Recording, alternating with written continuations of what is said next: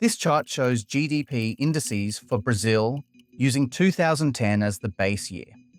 Over the last 15 years, Brazil's economy has grown at roughly 2% a year. For a developing country, that is effectively stagnation. Over the same period, India's economy grew more than doubled. China, it nearly tripled. In 2010, Brazil's GDP per person was roughly $13,000. Today, adjusted for inflation, it's barely higher. That means an entire generation entered the workforce, worked for more than a decade, and saw almost no improvement in average living standards. And this is not happening because Brazil is poor. Brazil grows enough food to feed more than 1 billion people. It has vast reserves of iron ore, oil, fresh water, and energy. It has a population of more than 200 million and one of the largest domestic markets on Earth. Yet Brazil has spent most of the last decade growing at around 2% a year, roughly the same rate as countries that have already developed. It is not that Brazil doesn't know how to grow. Brazil was one of the few countries able to maintain high growth for more than 25 years after World War II.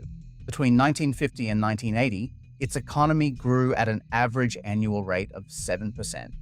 By the end of that period, Brazil's manufacturing sector was more advanced than those of South Korea or India in terms of product diversification and sophistication. Even in the early 2000s, Brazil's economy was better than China and India. Economists were optimistic about Brazil. Many predicted it would become a top global economy because it industrialized early, urbanized quickly, and reduced poverty faster than almost any large country in the world. Then, it just stopped. What makes this puzzling is that other developing economies faced many of the same challenges: global recessions, financial crises, political turmoil, and still managed to grow. So, how does a country with Brazil's size, resources, and industrial base lose 15 years without collapsing? At the start of the 2000s, Brazil, India, and China, along with Russia, were often grouped together as part of the BRIC nations. These were the countries expected to reshape the global economy. They had large populations, developing economies, and plenty of room to grow. They faced many of the same shocks between 2000 to 2025. They all hit by the global financial crisis, lived through commodity cycles, capital flows, and political uncertainty. But their trajectories quietly diverged.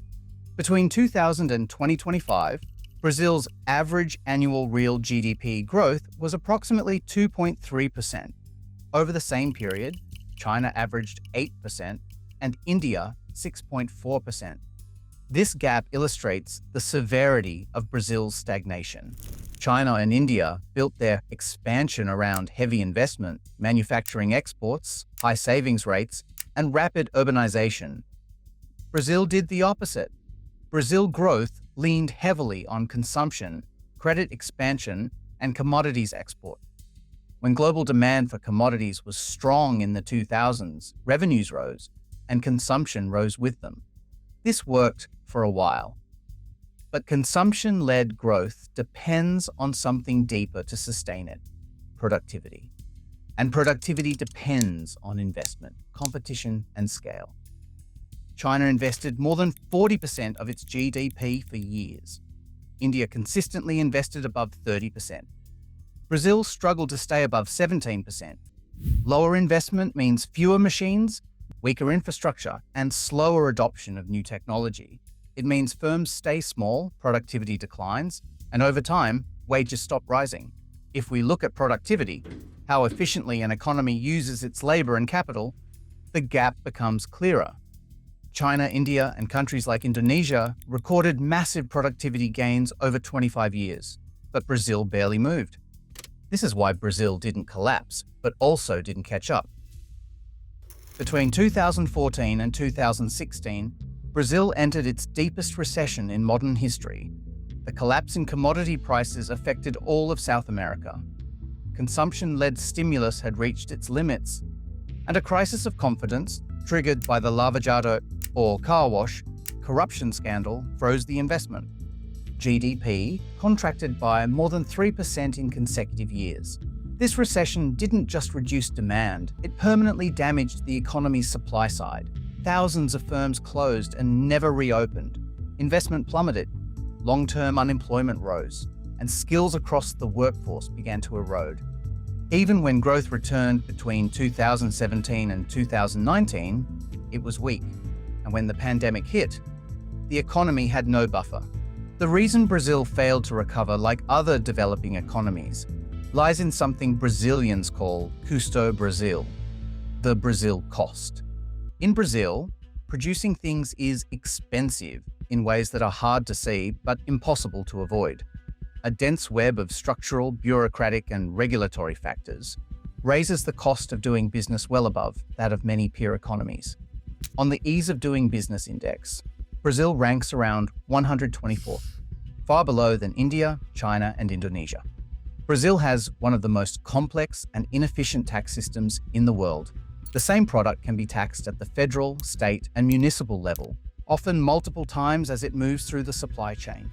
The so-called simple scheme allows companies with annual sales of up to about $900,000 to pay as little as 4% tax on revenue.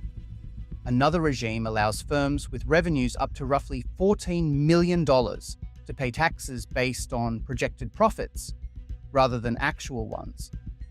The share of revenue from corporate and personal income taxes is around 12 percentage points lower than the OECD average. Instead, most tax revenue comes from consumption taxes, which disproportionately affect lower-income households. Total tax revenue reaches roughly 36 to 42% of GDP, but the real burden isn't just the rate, it's the complexity. Companies in Brazil spend more hours per year on tax compliance than in almost any other country. The complexity requires large dedicated teams or expensive third-party auditors just to avoid fines, diverting resources from R&D and expansion. Brazil moves around 68% of its freight by road, despite its continental size, a structure that would normally favor railways or coastal shipping. Port costs and clearance times remain higher than the OECD average, reducing the efficiency of integration into global value chains. These logistical bottlenecks raise freight costs and make Brazilian agricultural and industrial products less competitive in international markets. So firms stay small, outsourced, and avoid long-term commitments. Together, they shape an economy that struggles to scale. It raises the minimum size a business must reach just to survive. It punishes productivity gains, and it discourages investment that only pays off in the long run. For most countries that became rich, growth followed a familiar path. They moved people from farms to factories. Factories raised productivity. Productivity raised wages. And higher wages eventually supported a shift into services. Brazil followed this path, but only part of the way. In the mid-20th century, Brazil built one of the most diversified industrial bases in the developing world. By the 1970s, it was producing cars, machinery, chemicals, and consumer goods at scale.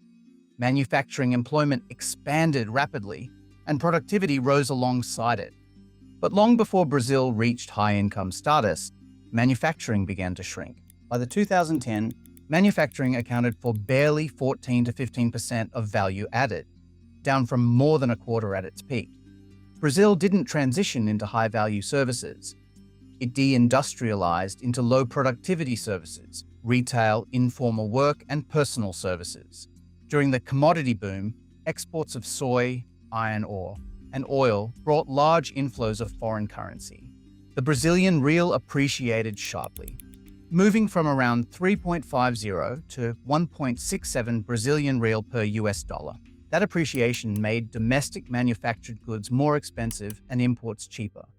This phenomenon, known as Dutch disease, didn't destroy industry overnight, but it steadily eroded the competitiveness of Brazil's manufacturing sector.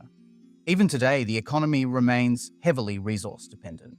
The agribusiness sector is highly productive and technologically advanced, but it is not labor-intensive enough to absorb Brazil's large urban workforce. The result is a dual economy. a globally competitive commodity sector, and a stagnant, low productivity urban industrial and services sector. When manufacturing weakens, an economy can still grow, but only if its workforce becomes more skilled. This is how countries replace factories with higher value services. For that transition to happen, education has to play an important role. In Brazil, over the past few decades, access to education expanded rapidly. School enrollment rose. Years of schooling increased. Universities multiplied. But the quality of that education remains abysmal. The Program for International Student Assessment, or PISA 2022, show that in mathematics, 73% of 15-year-olds in Brazil lack basic proficiency. Only 1% are top performers in math, compared to 9% across the OECD. Reading and science outcomes are better, but still well below advanced and emerging peers. When firms look to expand, automate, or adopt new technologies, skills matter more than wages. If the workforce cannot operate complex systems, manage processes, or adapt quickly, investment slows, even when labor is cheap. This is one reason productivity in Brazil barely moved for decades. Economic inequality in Brazil is rife, driven by the disparity in educational quality and historical legacies. A stark divide exists between the wealthier South and the poorer North. In 2024, the poverty rate in the South stood at 11.2%, while in the North, it was closer to 37%. Poverty in Brazil has declined overall, from around 37% in 2012 to 23% in 2024. Social transfers, such as Bolsa Familia, played a crucial role. The program pays poor families to vaccinate their children and keep them in school, alongside disability and unemployment support. Public spending on health and education, at around 4% of GDP each, is broadly in line with Brazil's peers. Without improvements in education quality, inequality becomes more than a social issue. Brazil's economic performance is also deeply linked to its political environment. Volatility, polarization, and policy discontinuity create uncertainty that discourages long-term investment. Corruption scandals, particularly the Petrobras-linked Lava Jato investigation, were the largest anti-corruption probes in Brazil's history. While they exposed systemic graft, their economic fallout was severe. Major construction firms collapsed. Infrastructure projects stalled. Investment confidence deteriorated. On global corruption perception measures, Brazil ranks around 107th compared to 91st for India and 76th for China. More recently, in 2024, the Lula administration launched New Industry Brazil, a 300 billion Brazilian real plan aimed at reindustrialization. The policy focuses on agro-industrial chains, health security, and green energy transition, using the State Development Bank to provide subsidized credit. Supporters argue it could revive industry. Critics warn it risks repeating past mistakes, relying on state intervention instead of broader structural reforms to improve competitiveness. Brazil's general election in October will hinge on two issues: crime and living standards. Growth has averaged around 3%, outpacing expectations. Inflation stands at roughly 4.3%, modest by Brazil's standards. Unemployment is at record lows. But short-term stability does not resolve long-term constraints, because the challenge facing Brazil isn't whether it can grow for a year or two. It's whether it can rebuild the foundations for sustained productivity growth.